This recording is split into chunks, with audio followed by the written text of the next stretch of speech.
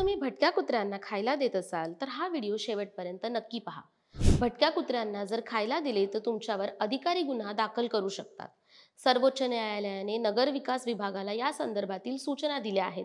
भटक्या कुत्र्यांमुळे होणारे लहान मुलांवरील वाढते हल्ले लक्षात घेता हा निर्णय घेण्यात आला आहे। राज्यातील सर्व महापालिका, नगरपालिका, नगरपंचायती क्षेत्रातील भटक्या कुत्र्यांना पकडून त्यांचे निर्बीजीकरण, लसीकरण आणि जंतू निर्मूलन करावे। महापालिका, नगरपालिका, नगरपंचायतींनी त्यांच्या क्षेत्रातील भटक्या कुत्र्यांना पकडून त्यांचा आश्रय किंवा निवाऱ्याची सोय करावी।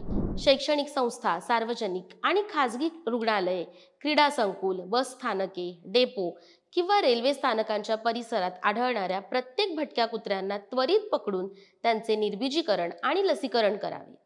यासोबतच भटक्या कुत्र्यांना खाद्य देण्यासाठी जागा निश्चित करण्यात याव्या आणि त्याच जागेवर त्यांना खाद्य देण्यात येत असल्याची खातरजमा करावी। इतर मोकळ्या ठिकाणी खाद्य देणाऱ्यांविरुद्ध दंडात्मक कारवाई करण्यात येईल असेही निर्देश जारी करण्यात आले आहेत।